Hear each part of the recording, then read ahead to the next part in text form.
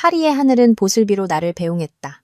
싸늘한 추위가 코트 자락을 파고들었지만 내 마음은 이상하리만치 따뜻했다. 나는 가방 속 파란색 벨벳 상자를 꽉 쥐고는 혼자 미소를 지었다. 그 안에는 남편 신태민이 오랫동안 갖고 싶어 했던 한정판 시계가 들어있었다. 이 시계를 손에 넣기 위해 브랜드 대표와의 개인적인 인맥까지 동원해야 했다. 오늘은 우리 부부의 결혼 3주년 기념일이었고 나는 그에게 아주 특별한 선물을 해주고 싶었다. 이번 출장은 원래 이틀 더 길었지만 파트너사가 준비한 성대한 송별 파티까지 거절하며 모든 업무를 예정보다 일찍 마무리했다. 남편에 대한 그리움이 마음속에서 파도처럼 일렁였다. 지난 3년간 우리는 아무리 바빠도 일주일 이상 떨어져 지낸 적이 없었다. 언제나 나를 바라보며 사랑이 가득 담긴 눈빛을 보내던 태민의 다정한 미소. 그것이야말로 내가 모든 업무 스트레스를 이겨낼 수 있는 가장 큰 원동력이었다. 도시의 불빛이 막 켜지기 시작할 무렵 비행기는 인천국제공항에 착륙했다. 나는 태민에게 알리지도 집안의 전용 기사를 부르지도 않았다. 직접 차를 몰고 집으로 돌아가 케이크와 선물을 들고 문 앞에 깜짝 등장했을 때 그의 놀라움으로 가득 찰 얼굴을 보고 싶었다. 그가 나를 번쩍 안아 몇 바퀴 돌리며 왜 말도 없이 왔냐고 사랑스럽게 투정 부릴 모습을 상상했다. 그 생각만으로도 긴 비행의 피로가 눈 녹듯 사라지는 것 같았다. 고요한 부촌 한남동에 자리한 우리의 저택은 조용했다. 거실 창문으로 새어나오는 따뜻한 노란 불빛이 나를 반겼다. 나는 소리 없이 조심스럽게 문을 열었다. 이상했다. 집안에 아무도 없었다. 평소 이 시간이면 가사도우미인 박복희 아주머니가 거실에서 TV를 보고 계셨을 텐데 아마 오늘이 우리 부부의 기념일이라 남편이 일찍 퇴근시켜드렸나 보다. 나는 호두나무로 만든 찻상 위에 케이크와 선물 꾸러미를 올려놓고 조용히 안으로 들어갔다. 현관 입구에 아무렇게나 벗어 던져진 낯선 와인색 하이힐 한 켤레를 보는 순간 막연한 불안감이 스며들었다. 저 구두는 분명 내 것이 아니었다. 심장이 한 박자 어긋나게 뛰기 시작했다. 나는 애써 스스로를 진정시켰다. 아마 손님이겠지. 태민의 사업 파트너일 거야. 하지만 왜 이 시간에 집에 온 걸까? 계단으로 향하는 발걸음이 천근만근 무거워졌다. 난간에는 검은색 보정 속옷이 아무렇게나 걸려 있었다. 그리고 복도 한가운데에는 얇은 실크 원피스가 널브러져 있었다. 온몸의 피가 차갑게 식는 것 같았다. 우리 부부의 침실로 이어지는 익숙한 길이 오늘따라 왜 이리도 길고 싸늘하게 느껴지는지. 침실 문까지 몇 걸음 남지 않았을 때 안에서 소리가 들려왔다. 음악 소리도 TV 소리도 아니었다. 한 여자의 교태 섞인 웃음소리였다. 그리고 그 사이로 남편의 익숙하고 나지막한 목소리가 섞여 들려왔다. 태민 씨, 정말 대단하다. 수연 언니가 알면 질투 엄청 하겠는데? 이 목소리는 왜 이렇게 익숙할까? 임나리. 대학 시절부터 가장 친했던 내 친구. 내가 친자매처럼 여겼던 사람. 모든 비밀과 기쁨, 슬픔을 기꺼이 나누었던 사람. 질투? 걔가 무슨 자격으로? 배경도 뭣도 없는 년이 우리 장씨 집안에 시집 온 것만으로도 팔자에 없는 호강이지. 아직 이용 가치가 좀 있고 말 잘 듣는 맛에 데리고 사는 거지. 아니었으면 진작에 쫓아냈어. 너랑 비교가 되겠냐? 나리, 넌 예쁘고 집안 배경도 빵빵하잖아. 너희 아버지만 도와주시면 송우건설 사장 자리는 조만간 내 것이 될 거야. 태민의 말 한마디 한마디가 피 흘리는 내 심장에 날카로운 비수처럼 꽂혔다. 이용 가치, 말 잘 듣는 맛. 그게 저 남자 눈에 비친 내 전부였을까. 3년간의 뜨거웠던 사랑, 3년간 함께 잠자리에 들었던 모든 밤이 그가 연출한 한 편의 거짓 연극에 불과했단 말인가. 침실 문은 잠겨있지 않았다. 나는 더 이상 내가 뭘 해야 할지 생각할 힘조차 없었다. 떨리는 손으로 문을 살짝 밀었다. 안에서 펼쳐진 광경은 내가 상상할 수 있는 것보다 만 배는 더 끔찍했다. 내가 손수 고른 침대 시트와 이불 위에서 내 남편과 내 가장 친한 친구가 서로의 몸을 탐하고 있었다. 그들은 심지어 나의 존재조차 알아차리지 못했다. 그 순간 내 세상이 무너져 내렸다. 가방 속에 있던 벨벳 상자가 바닥으로 떨어지며 툭 하는 건조한 소리를 냈다. 침대 위에 두 남녀는 그제야 화들짝 놀라 고개를 돌렸다. 그들의 얼굴에 스친 당황스러움은 이내 뻔뻔함으로 바뀌었다. 태미는 황급히 이불을 끌어다 몸을 가렸고 나리는 도전적이면서도 통쾌하다는 듯한 눈빛으로 나를 쳐다봤다. 나의 3주년 결혼기념일. 내가 남편을 위해 준비한 깜짝 선물. 그리고 이것이 그와 내 친구가 나를 위해 준비한 선물이었다. 극악무도한 배신. 어떤 말로도 형용할 수 없는 고통. 시간이 멈춘 듯 했다. 나의 행복한 보금자리였던 침실은 이제 거짓과 배신의 냄새로 역겨웠다. 나는 문 앞에 못 박힌 듯 서서 내 결혼 침대 위에서 벌거벗은 두 사람을 바라봤다. 태민의 얼굴은 새하얗게 질려 있었다. 반면 나리는 잠시 당황하는가 싶더니 이내 이불로 몸을 대충 가린 채 도발적인 눈빛으로 나를 쏘아봤다. 수연아. 왜 지금 돌아온 거야? 태민이 더듬거리며 말했다. 아까의 그 경멸적인 목소리는 온데간데 없고 당혹감만 가득했다. 나는 대답하지 않았다. 내 시선은 나리에게 고정되어 있었다. 대학 시절 빵 한 조각, 물 한 잔도 나눠 마셨던 친구. 내가 결혼할 때 꼭 행복해야 한다며 눈물을 흘리던 친구. 행복? 이것이 행복이란 말인가? 그녀는 내 침대 위에서 내 남편의 품에 안겨 승리자의 눈빛으로 나를 보고 있었다. 임나리. 나는 그녀의 이름을 불렀다. 내 목소리가 너무나 낯설게 들렸다. 왜? 나리가 입꼬리를 비틀어 웃었다. 내가 한 번도 본 적 없는 미소였다. 왜냐고? 차수연. 넌 언제나 그렇게 순진하더라. 사랑이 전부라고 생각해? 네. 자신을 좀 봐. 유명 디자이너라는 타이틀 말고 뭐가 있어? 변변한 집안도 권력도 없잖아. 하지만 태민 씨는 달라. 그는 더 높이, 더 멀리 날 수 있도록 도와줄 사람이 필요해. 그 사람이 바로 나야, 네가 아니라. 피가 머리끝까지 솟구쳤다. 나는 한치의 망설임도 없이 다가가 손을 휘둘러 나리의 예쁜 뺨을 후려쳤다. 짝 하는 날카로운 소리가 방 전체에 울려 퍼졌다. 이건 나는 한 글자 한 글자 힘주어 말했다. 우리의 10년 우정을 대신해서 때리는 거야. 나리는 벌겋게 부어오른 뺨을 감싸쥐었다. 분노와 고통으로 눈빛이 흔들렸지만 더 격렬하게 반응한 사람은 태민이었다. 그는 자신이 벌거벗은 사실도 잊은 채 침대에서 뛰쳐나와 나를 거칠게 밀쳐냈다. 미쳤어? 감히 나리를 때려? 그가 으르렁거렸다. 붉게 충혈된 눈. 다정했던 얼굴은 온데간데 없고 흉포한 짐승 같았다. 제가 누군지 알아? 송우건설 송기택 회장님 외동딸이야. 내까짓게 함부로 손댈 사람이 아니라고. 내 싸대기 한 방에 내 인생이 끝장날 수도 있어. 그에게는 변명 한마디, 미안함 한 조각도 없었다. 그의 유일한 관심사는 자신의 경력, 나린의 집안과의 관계뿐이었다. 나는 눈앞의 남자가 무서울 정도로 낯설게 느껴졌다. 당신 인생? 그럼 나는 당신 아내잖아. 아내? 태민이 비웃었다. 그 미소는 잔인했다. 착각 좀 하지 마. 장명그룹 며느리라는 타이틀 덕분에 네 디자인 계약이 늘어난 거 아니었으면 내가 널 지금까지 옆에 뒀을 것 같아? 정신 차려. 차수연. 심장이 갈기갈기 찢기는 것 같았다. 나는 이성을 잃고 태민에게 달려들어 핥히고 때렸다. 눈물이 쏟아졌지만 그것은 연약함 때문이 아니라 분노 때문이었다. 어떻게 내가 이런 인간을 수년 동안 눈멀게 사랑할 수 있었을까? 나리의 눈앞에서 몸싸움이 벌어졌다. 그녀는 이제 태민의 셔츠를 대충 걸치고 침대에 웅크리고 앉아 두려움과 흥미가 뒤섞인 눈으로 우리를 지켜보고 있었다. 태민은 나보다 훨씬 힘이 셌다. 그는 쉽게 내 두 팔을 제압했다. 내가 발버둥치는 순간 그가 중심을 잃고 나를 뒤로 강하게 밀쳤다. 등이 옷장에 부딪혔지만 충격이 너무 강해 나는 비틀거리며 문 밖으로 밀려났다. 그리고 갑자기 발밑이 허공으로 꺼지는 느낌이 들었다. 내 발이 계단 척칸을 헛디뎠다. 온몸이 아래로 굴러떨어졌고 머리는 벽에, 왼쪽 발목은 계단 모서리에 강하게 부딪혔다. 찌르는 듯한 극심한 고통이 온몸으로 퍼져나갔다. 나는 계단 아래에 쓰러져 몸을 일으키려 했지만 불가능했다. 왼쪽 발목이 순식간에 부어오르며 움직일 수 없을 정도로 아팠다. 그제야 태민과 나리가 겁에 질려 뛰어내려왔다. 태민 씨, 어떻게? 나리가 걱정스럽게 말했다. 태민은 바닥에 움직이지 못하고 누워있는 나를 보았다. 그의 눈에 스친 공포는 순식간에 잔인함으로 바뀌었다. 그는 나를 일으켜주기는커녕 내 머리채를 잡아챘다. 그리고 차가운 바닥을 따라 질질 끌고 가기 시작했다. 감히 나리를 때리고 이 집에서 난동을 부려? 좋아. 내가 그 대가를 똑똑히 치르게 해주지. 그는 나를 어둡고 축축해서 내가 늘 무서워하던 지하실 문으로 끌고 갔다.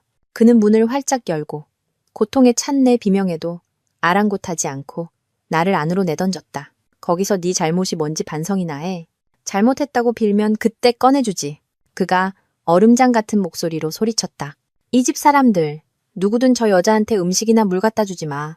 며칠 굶겨서 정신 차리게 해. 묵직한 나무 문이 닫히고 철컥하는 무정하고 잔인한 잠금새 소리가 울렸다. 나는 부러진 발목과 산산조각 난 심장을 안고 칠흑 같은 어둠 속에 홀로 남겨졌다. 나의 지옥은 그렇게 시작되었다. 구원의 손길. 반테이크로이. 지하실의 어둠은 잉크처럼 짙었다. 퀴퀴한 곰팡내와 쥐 오줌 냄새가 코를 찔러 헛구역질이 났다. 차가운 공기가 살갗을 파고들어 온몸의 상처를 헤집었다. 왼쪽 발목의 통증은 점점 더 심해졌다. 심장이 뛸 때마다 고통이 뇌까지 찌르는 듯했다. 나는 차가운 시멘트 바닥에 몸을 웅크렸다. 눈물이 하염없이 흘러내렸다.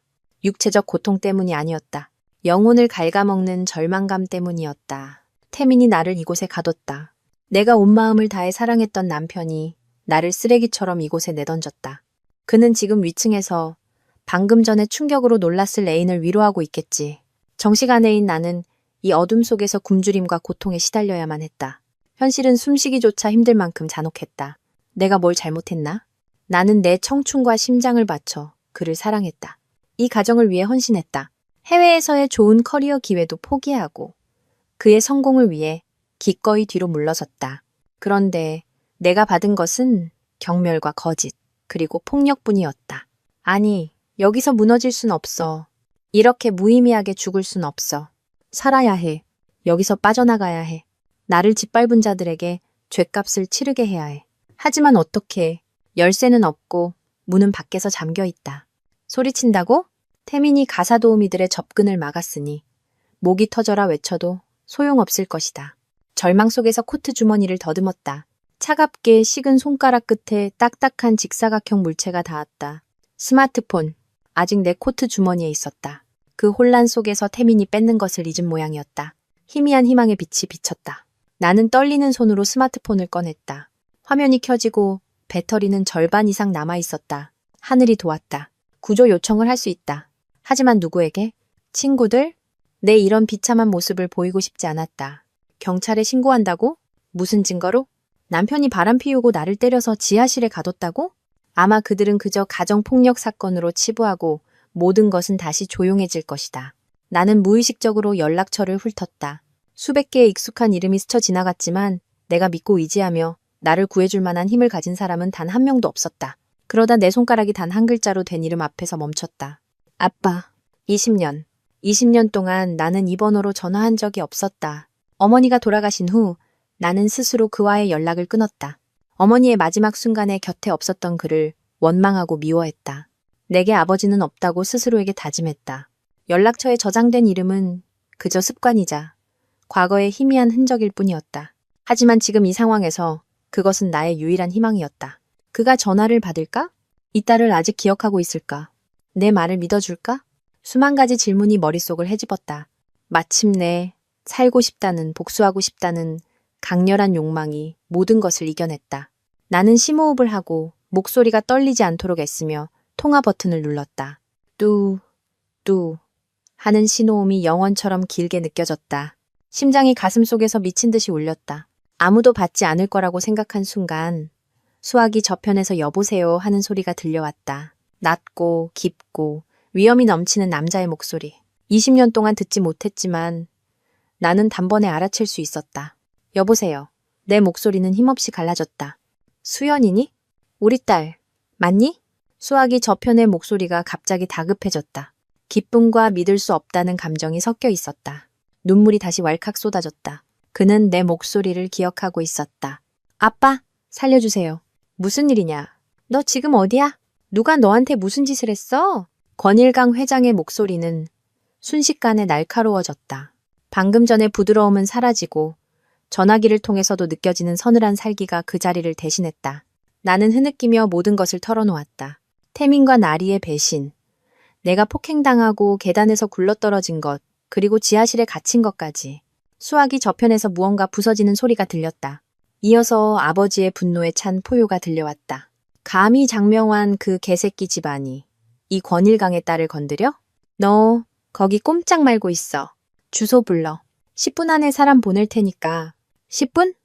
여기서 서울 시내 중심부까지는 차로 최소 30분은 걸린다. 아버지는 어디에 계시기에 그렇게 빨리 오실 수 있다는 걸까? 하지만 깊이 생각할 시간이 없었다.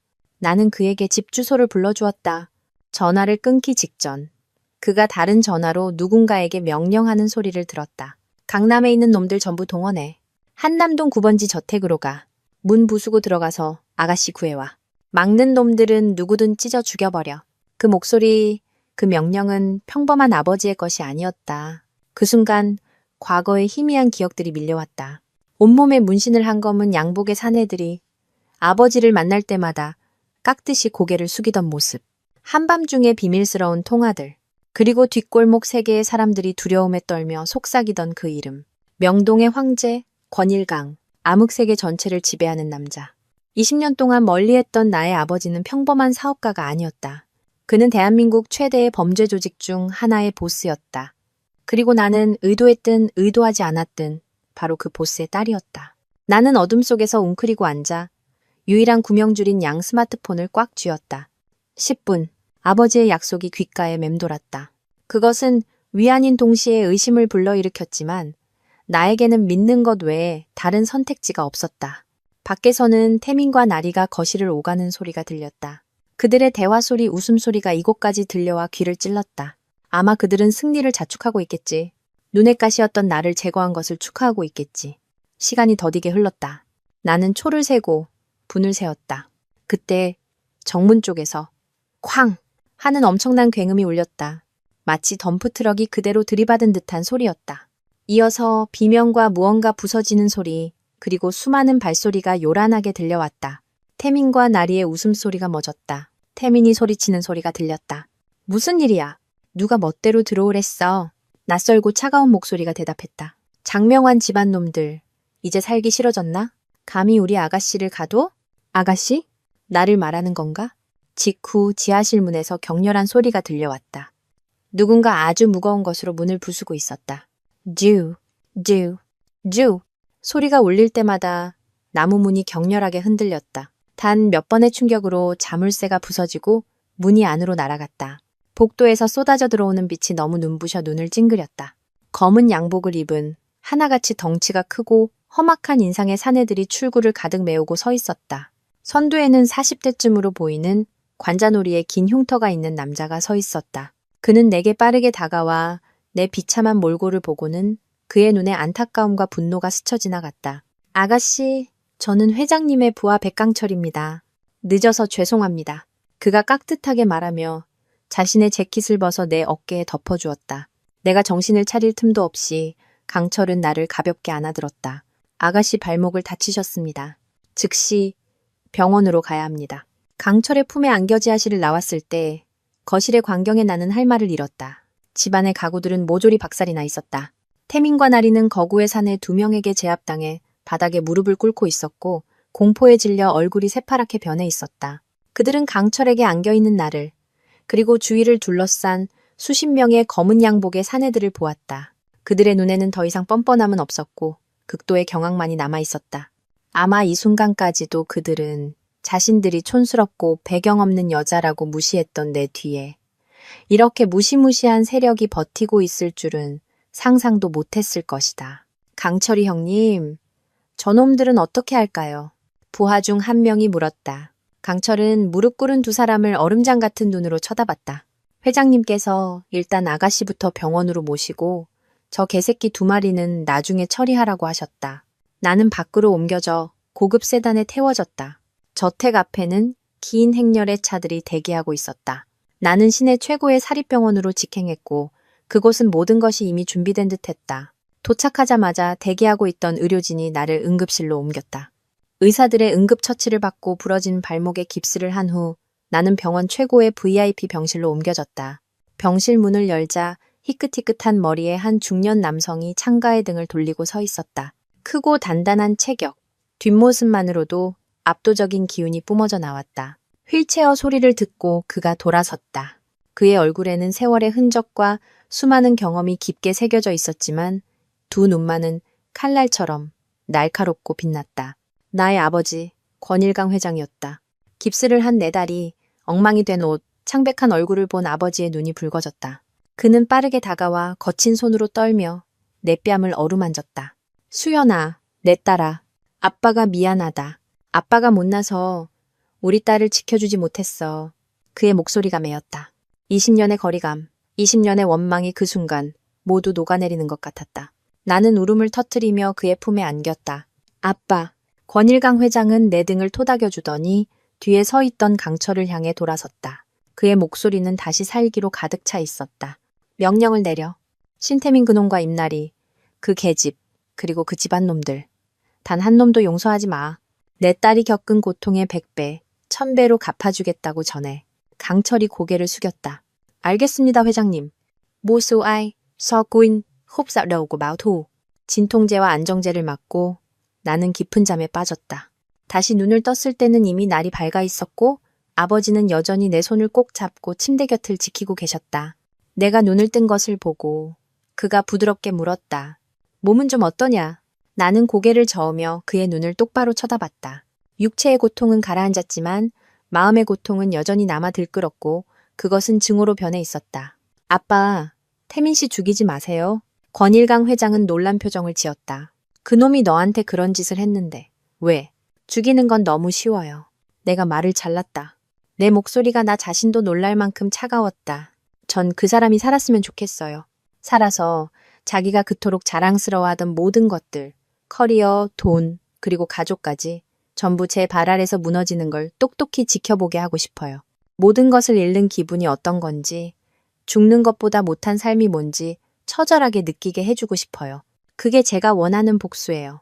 권일강 회장은 내 눈을 깊이 들여다보았다. 그의 눈에는 안타까움과 함께 동의의 빛이 어렸다. 그가 고개를 끄덕이며 나지막이 말했다. 좋다. 네가 그렇게 원한다면 아빠가 도와주마. 지금부터 누구든 감히 내 딸을 건드리는 놈은 이 세상에 태어난 걸 후회하게 만들어주겠다. 나의 복수는 그렇게 결정되었다. 더 피비린내 나고 잔혹한 새로운 게임이 막 시작되려 하고 있었다. 호화로운 병실에서 극진한 간호를 받으며 내 육체의 상처는 점차 회복되었지만 마음의 상처는 날이 갈수록 깊어졌다. 그 상처들은 내가 겪어야 했던 배신과 치욕을 끊임없이 상기시켰다. 증오는 꺼지지 않는 불씨처럼 타오르며 모든 것을 태워버릴 나를 기다리고 있었다. 맹목적으로 행동할 수는 없었다. 신태민과 장명환 집안 전체의 가장 값비싼 대가를 치르게 하려면 완벽한 계획이 필요했다.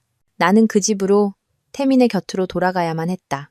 그래야만 그와 그의 아버지, 장명환 회장의 불법적인 행위에 대한 치명적인 증거를 수집할 수 있었다. 나는 내 생각을 아버지께 말씀드렸다. 처음에는 격렬하게 반대하셨다. 안 된다. 그 악마 같은 곳에 널 다시 보낼 수는 없어. 신태민 그 개자식이 또 널 해치면 어떡하려고? 그가 걱정스러운 얼굴로 책상을 내리쳤다. 아빠, 저를 믿으세요. 나는 차분하게 그를 바라봤다. 지금 태민과 그 가족들 눈에 저는 아무런 뒷배도 없는 연약한 여자일 뿐이에요. 그들은 아빠의 세력을 두려워하고 있지만 그게 아빠라는 사실은 모르죠. 제가 운 좋게 어떤 재력가의 도움을 받았다고 생각할 거예요. 저는 바로 그 생각을 이용할 거예요. 용서하는 척, 그를 너무 사랑해서 모든 걸 눈 감아주는 척 할 거예요. 그러면 그는 경계를 풀겠죠. 그게 제가 그들의 비밀에 접근할 수 있는 유일한 기회예요. 나는 덧붙여 분석했다. 만약 지금 우리가 손을 쓰면 기껏해야 태민을 불륜과 폭행죄로 사회에서 매장시키는 정도일 거예요. 하지만 전 그 이상을 원해요. 장명그룹 전체가 무너지길 바라요. 그들이 빈털터리가 되어 제 발 아래 무릎 꿇고 애원하게 만들고 싶어요. 내 단호한 눈빛과 날카로운 분석은 마침내 아버지를 설득했다. 그는 나를 바라보았다. 그의 눈에는 자랑스러움과 안타까움이 뒤섞여 있었다. 그의 딸이 비극 속에서 진정으로 성장한 것이다. 알겠다. 네 계획에 동의하마. 권일강 회장은 고개를 끄덕였지만 조건을 내걸었다. 하지만 강철이가 24시간 내 곁에서 널 지켜야 한다. 내 집 전용 기사로 위장해서 상주할 거야. 무슨 일이 생기면 즉시 나에게 보고해야 해. 나는 동의했다. 강철이 곁에 있으면 나도 더 안심이 될 것 같았다. 나의 연극은 공식적으로 막을 올렸다. 내 예상대로 며칠 후 태민이 병원으로 찾아왔다. 그는 초췌하고 수척해 보였다. 나를 보자마자 그는 무릎을 꿇고 내 다리를 붙잡고 울부짖었다. 수연아, 내가 잘못했어. 다 내 잘못이야. 내가 정신이 나갔었나 봐. 임날이 그 여우 같은 년한테 홀렸어. 내가 죽을 죄를 지었어. 제발 이번 한 번만 용서해주면 안 될까? 다시는 이런 일 없을 거라고 약속할게. 나는 그의 연기를 보며 속으로 경멸했다. 정말 대단한 연기력이었다. 며칠 전의 나였다면 마음이 약해져 믿었을지도 모른다. 하지만 지금은 그저 우스울 뿐이었다. 나는 힘겹게 미소를 지으며 그의 머리를 쓰다듬었다. 태민 씨, 일어나요. 이제 당신 원망 안 해요. 태민이 고개를 들었다. 눈물 어린 그의 눈에는 믿을 수 없다는 표정이 가득했다. 정말이야? 날 용서한 거야? 그럼요. 나는 완벽한 연기를 펼쳤다. 이미 벌어진 일인데 당신을 탓해봐야 뭘 하겠어요. 어쩌면 제 잘못도 있겠죠. 일에만 너무 집중하느라 당신에게 소홀했으니까요. 앞으로 나리 씨랑 완전히 끝내고 저한테만 충실하겠다고 약속해줘요. 그거면 돼요. 태민은 마치 세상을 다 얻은 것처럼 기뻐했다. 그는 온갖 가머니설로 약속하고 맹세했다. 그는 내가 여전히 자신을 맹목적으로 사랑하고 있으며 장씨 집안의 부유한 삶을 잃을까봐 두려워 참고 있다고 믿었다. 그의 한마디 한마디, 그의 악어의 눈물이 내 안의 복수심을 더욱 불태우고 있다는 사실을 그는 전혀 알지 못했다. 내가 퇴원하는 날, 장관이 펼쳐졌다. 아버지는 롤스로이스부터 벤틀리까지 수십 대의 슈퍼카를 동원해 병원 정문 앞을 가득 메웠다. 깔끔한 기사 복장의 강철이 나를 위해 차 문을 열어주었다. 옆에 서 있던 태민의 얼굴색이 변했다. 그는 슈퍼카 행렬과 나를 번갈아 보며 의심과 경악이 가득한 눈빛을 보냈다. 나는 그저 부드럽게 미소 지으며 설명했다. 제 VVIP 고객 중 한 분이에요. 제가 사고를 당했다는 소식을 들으시고 안전하게 집에 갈 수 있도록 차와 기사님을 빌려주셨어요. 태민은 반신반의했지만 더 이상 묻지 못했다. 아버지의 이런 과시는 장씨 집안에 보내는 무언의 경고이자 압박이었다. 차수연은 예전처럼 만만한 여자가 아니다. 부드럽게 미끄러지는 차에 앉아 한때 나의 지옥이었던 저택으로 돌아가며 나는 창밖을 바라봤다. 내 눈빛이 차갑게 식었다. 게임은 이제 막 시작됐을 뿐이야. 신태민. 마지막 남은 즐거운 날들을 마음껏 즐겨도 머지않아 내가 직접 너와 내 집안 전체를 나락으로 밀어넣을 테니까. 까만 진 수이. sự thật đằng sau chiếc mặt nạ. 저택으로 돌아오니 모든 것이 예전 그대로인 듯 했지만 나에게는 공기마저 가식으로 가득 차 숨이 막혔다. 가사도우미 박복희. 아주머니는 죄책감과 동정이 섞인 눈으로 나를 바라봤다. 분명 그날의 일을 알고 계실 것이다. 시부모님인 장명환 회장과 유지선 여사도 평소와 다르게 내게 지대한 관심을 보였다. 그들은 계속해서 내 건강을 묻고 태민에게 나를 잘 돌봐주라고 신신당부했다. 모두가 연기를 하고 있었고 나 역시 이 거대한 연극의 배우 중 한 명이었다. 태민은 더없이 자상하고 뉘우치는 남편인 척했다. 그는 손수죽을 끓여 먹여주고 내 다리를 주물러 주었다. 하지만 나는 그 다정함 뒤에 숨겨진 두려움과 의심을 알고 있었다. 그는 내 뒤에 있는 세력을 두려워했고 나의 VVIP 고객이 대체 누구인지 알아내려 애쓰고 있었다. 나는 그를 내버려 두었다.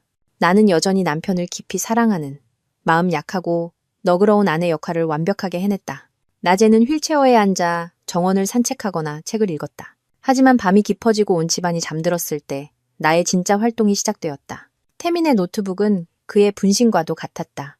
그는 매우 복잡한 비밀번호를 설정해 두었지만 그 비밀번호가 바로 내 생일과 우리 결혼기념일을 조합한 것이라는 사실은 몰랐을 것이다.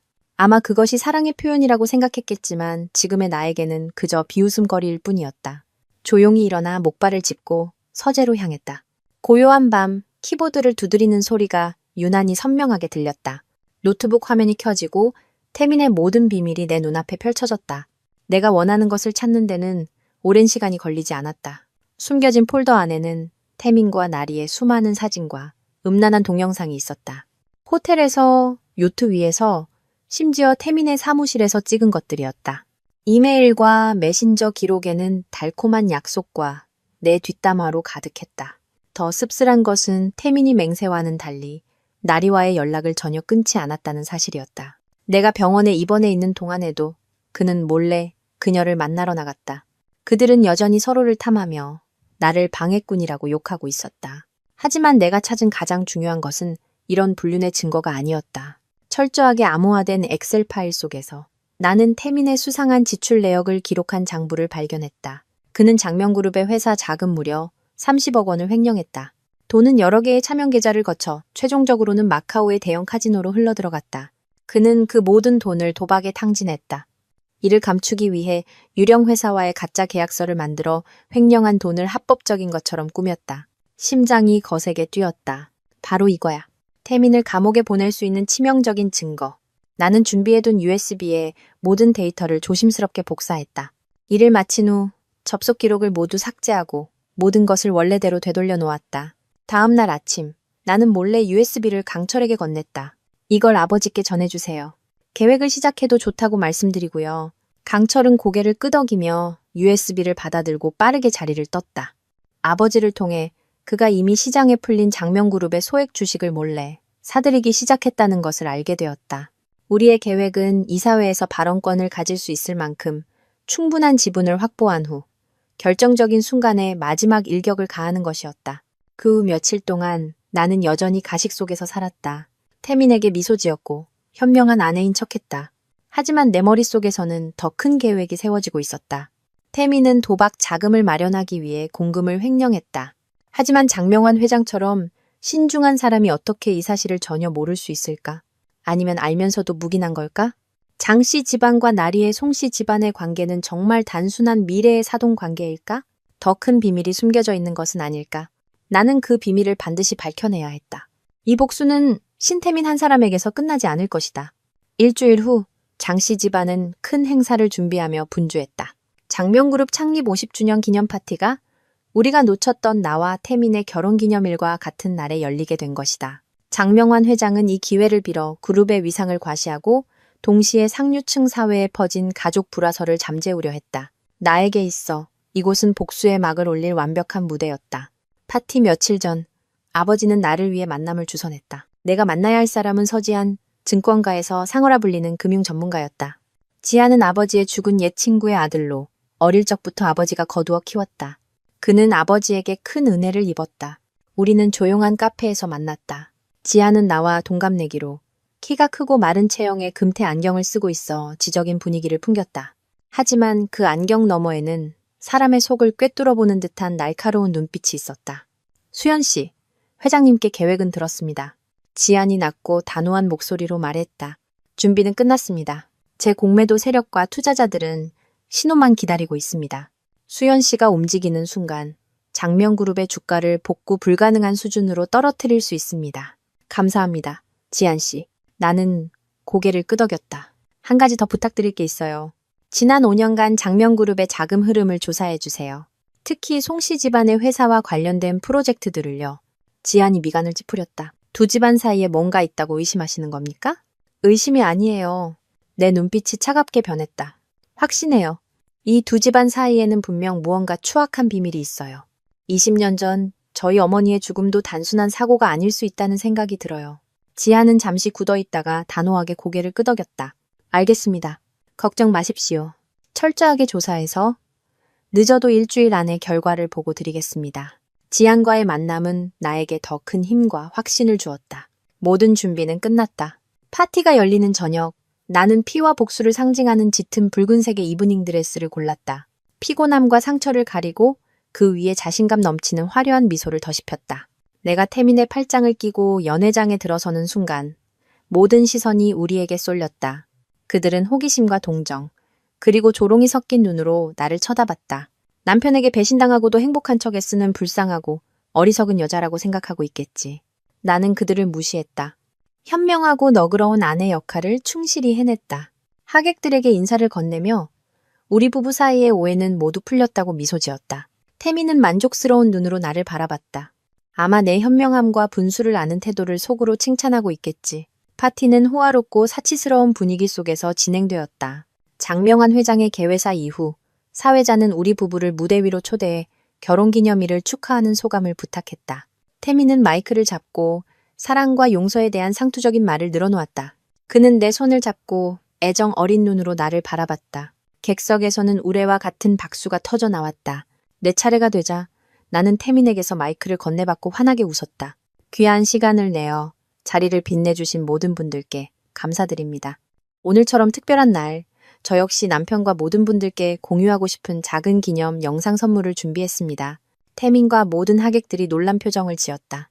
나는 기술팀 직원에게 신호를 보냈다. 무대 뒤에 대형 스크린이 즉시 켜졌다. 하지만 화면에 나타난 것은 낭만적인 웨딩 사진이 아니었다. 수많은 선정적인 클립들을 편집한 영상이었다. 주인공은 다름 아닌 태민과 나리.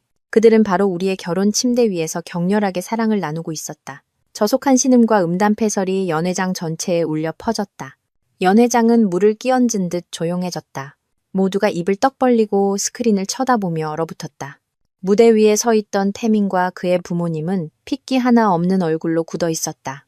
파티에 참석했던 나리는 황급히 얼굴을 가리고 도망치려 했지만 이미 기자들에게 둘러싸인 후였다. 영상이 끝나자 나는 두 번째 일격을 가했다. 이 선물로는 아직 부족한 것 같군요. 나는 얼음장 같은 목소리로 말했다. 시아버님께 드리고 싶은 선물이 하나 더 있습니다. 화면이 다시 바뀌었다. 이번에는 태민이 회사 자금 30억 원을 횡령한 모든 증거 자료였다. 카지노 계좌로의 송금 내역서, 유령 회사와의 가짜 계약서가 선명하게 화면에 비쳤다. 장명환 회장님. 회장님의 아드님은 끔찍한 남편일 뿐만 아니라 도둑이기도 합니다. 이 회사의 소액 주주로서 저는 이사회에 이 일에 대한 명확한 해명을 요구합니다. 창립기념 파티는 한편의 비극으로 변했다. 진짜 폭풍이 장씨 집안에 몰아닥친 것이다. 그리고 그 폭풍을 일으킨 사람은 바로 나였다. 폭풍의 눈, 맞다옹. 호화로운 연 회장은 극도의 혼란에 휩싸였다. 수군거리는 소리, 기자들의 플래시 세례, 시어머니의 날카로운 비명이 뒤섞여 붕괴의 불협화음을 만들어냈다. 파티의 주인이었던 장씨 일가는 이제 수백 명의 상류층 인사들 앞에서 발가벗겨진 비극적인 광대의 주인공이 되었다. 언제나 위엄을 지키던 장명환 회장은 이제 무대 위에서 제대로 서 있지도 못했고 얼굴은 잿빛으로 변했다. 태미는 넋이 나간 사람처럼 더듬거리며 나를 향해 손가락질했다. 네가 감히. 나는 그를 쳐다보지도 않았다. 나는 태연하게 무대를 내려와 연 회장을 빠져나왔고 내가 불을 지른 잿더미를 뒤로 했다. 강철이 문 앞에서 기다리고 있다가 차 문을 열어주었다. 차에 올라탄 후에야 나는 길게 숨을 내쉴 수 있었다. 첫 번째 전투는 나의 완벽한 승리로 끝났다. 하지만 이것은 시작에 불과했다. 차는 집이 아닌 도심의 한 고급 펜트하우스로 향했다. 서지안이 그곳에서 나를 기다리고 있었다. 거실의 대형 스크린에는 주식 차트가 쉴 새 없이 움직이고 있었다. 모든 게 수연 씨 계획대로 진행되고 있습니다. 지한이 내게 레드 와인 한 잔을 건넸다. 장명그룹의 스캔들은 순식간에 퍼져나갔습니다. 내일 아침장이 열리자마자 투매 현상이 일어날 겁니다. 제 사람들은 준비를 마쳤습니다. 클릭 한 번이면 수백만 주가 시장에 쏟아져 나와 주가를 회생 불가능한 수준으로 폭락시킬 겁니다. 나는 와인 한 모금을 마셨다. 씁쓸한 맛이 입안에 퍼졌다. 고마워요. 가능한 한 빨리 무너뜨려 주세요. 그날 밤 나는 잠들지 않았다. 지안과 함께 모든 뉴스 사이트와 소셜미디어의 동향을 지켜봤다.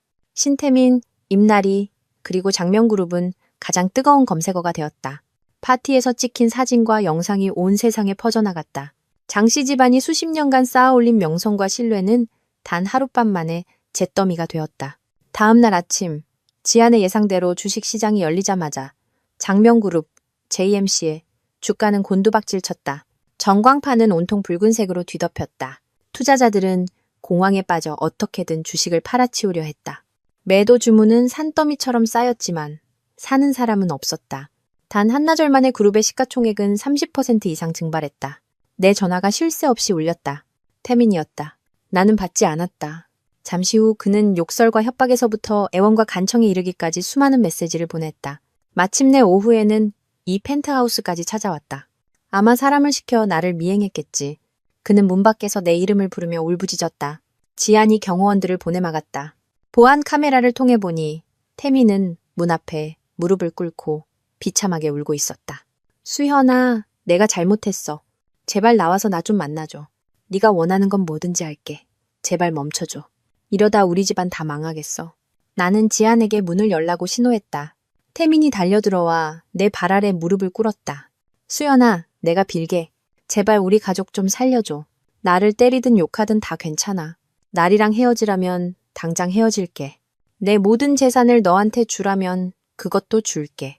제발 회사만은 건드리지 말아줘. 그건 우리 아버지의 평생이 걸린 곳이란 말이야. 나는 그를 내려다보았다. 내 마음에는 한 점의 동요도 없었다. 용서해달라고? 내가 차갑게 물었다. 응, 제발. 좋아. 내가 말했다. 내 진심을 보이고 싶다면 당장 내일 임나리 집안의 송우건설과 진행 중인 모든 협력 프로젝트를 중단한다고 발표해. 그들과의 모든 사업 관계를 완전히 끊어. 할 수 있겠어? 태민은 얼어붙었다. 송우건설과의 협력은 장명그룹의 막대한 이익을 가져다주고 있었다. 지금 관계를 끊는 것은 스스로 파란 쪽을 자르는 것과 같았다. 그가 망설이는 것을 보고 나는 비웃었다. 내 진심이라는 게 고작 그 정도였군. 돌아가. 아니야. 할게. 하겠다고. 태민이 내가 마음을 바꿀까봐 두려워하며 황급히 대답했다. 내일 아침 바로 이사회를 열어서 협력 중단을 선언할게. 제발 고소만 취하하고 주식 공격을 멈춰줘. 네가 하는 걸 보고 결정하지. 나는 그렇게 말하고는 그를 다시 쳐다보지도 않은 채 안으로 들어가 버렸다. 나의 이간책이 효과를 발휘하기 시작했다. 나는 어머니와 나를 해친 두 집안이 내가 마지막 숨통을 끊기 전에 서로를 물어뜯게 만들고 싶었다. 이 체스 게임은 점점 더 흥미로워지고 있었다. 드러나는 음모. 암무바일러. 약속대로 다음날 장명그룹은 보도자료를 통해 송우건설과 진행 중인 모든 계약 및 프로젝트를 일방적으로 파기한다고 공식 발표했다. 파트너 측의 심각한 계약 위반 사항이 발견되었다는 것이 이유였다. 이는 송씨 집안의 치명적인 일격이었다. 송우건설의 주가 역시 즉시 폭락했다. 장명그룹만큼 비참하지는 않았지만 임나리의 아버지인 송기택 회장은 장명환 회장에게 득달같이 전화를 걸어 따졌지만 돌아온 것은 침묵뿐이었다. 견고해 보였던 두 집안의 사돈 관계는 이제 회복 불가능한 균열이 생겼다. 하지만 나는 여기서 멈추지 않았다. 태민이 내 요구를 따랐음에도 지아는 계속해서 공매도 세력을 동원해 장명그룹의 주가를 압박했다. 다만 그 강도를 조금 낮췄을 뿐이다. 나는 장씨 집안이 공포 속에서 살게 하고 싶었다. 그들의 운명이 완전히 내 손에 달려있다는 것을 깨닫게 해주고 싶었다. 그러던 중 지안이 놀라운 소식을 전해왔다. 저희 탐정이 임나리를 미행했는데 최근 산부인과를 자주 드나드는 것을 포착했습니다. 임신한 것 같습니다. 임신? 나는 미간을 찌푸렸다. 만약 아이가 태민의 아이라면 그녀가 다시 매달릴 수 있는 카드가 될 수 있었다. 하지만 왠지 모르게 직감적으로 무언가 잘못되었다는 느낌이 들었다. 며칠 후 나는 한 쇼핑몰에서 우연히 나리와 마주쳤다. 그녀는 전에 오만한 모습은 온데간데없고 초췌하고 멍해 보였다. 나를 보자 그녀는 돌아서려 했지만 내가 앞을 막아섰다. 안녕, 내 친한 친구. 내가 미소 지었다. 요즘 안색이 안 좋네. 좋은 소식이라도 있어? 나리가 화들짝 놀라며 반사적으로 손으로 배를 가렸다. 너랑 상관없는 일이야. 왜 상관이 없어?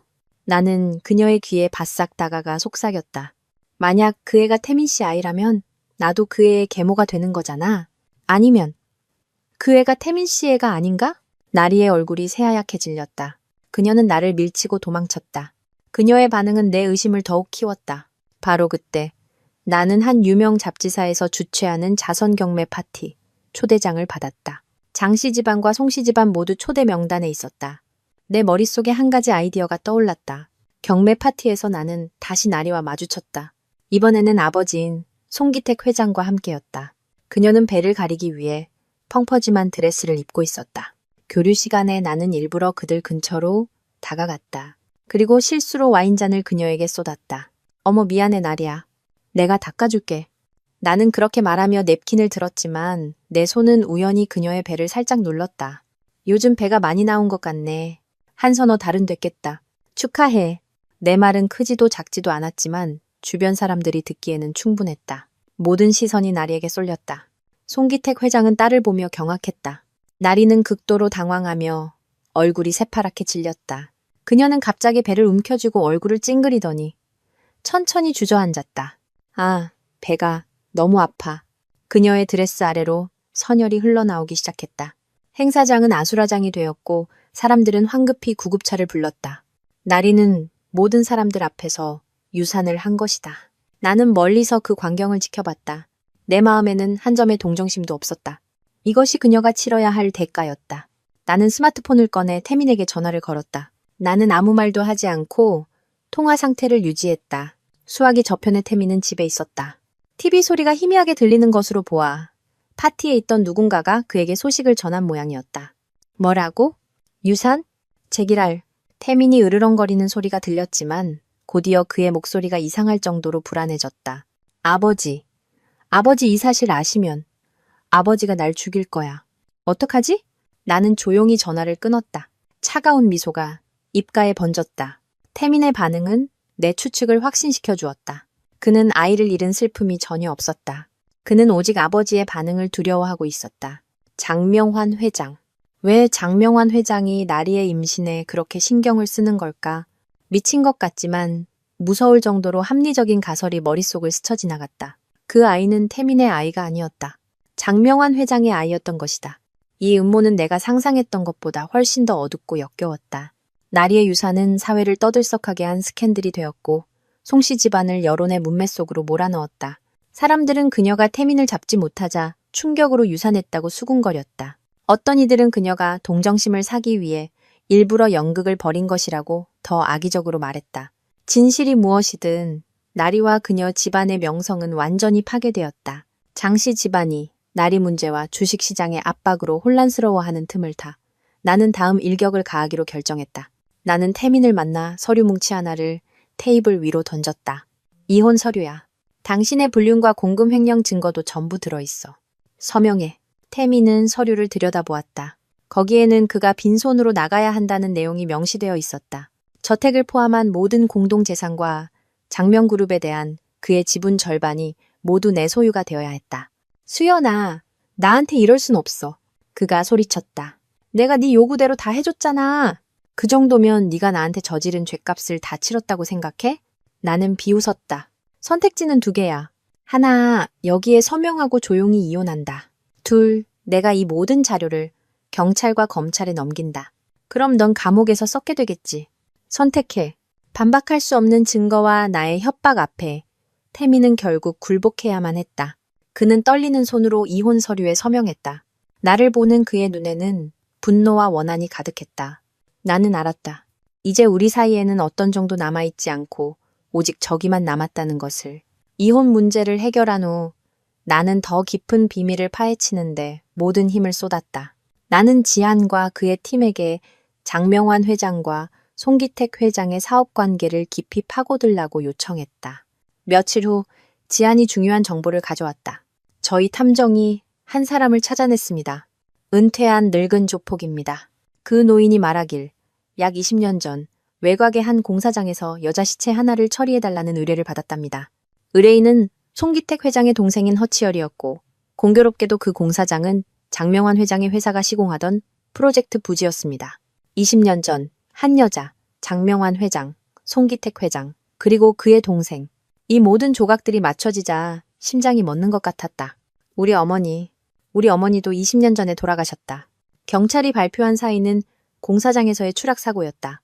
온몸이 떨려왔다. 나는 황급히 아버지를 찾아갔다. 내가 방금 알게 된 사실들을 모두 말씀드렸다. 이야기를 다 듣자 온갖 풍파를 겪으며 단단해졌던 아버지, 권일강 회장의 얼굴이 새하얗게 질렸다.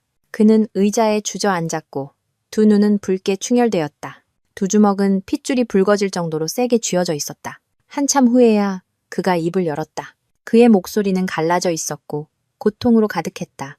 다 내 잘못이다. 전부 내 탓이야.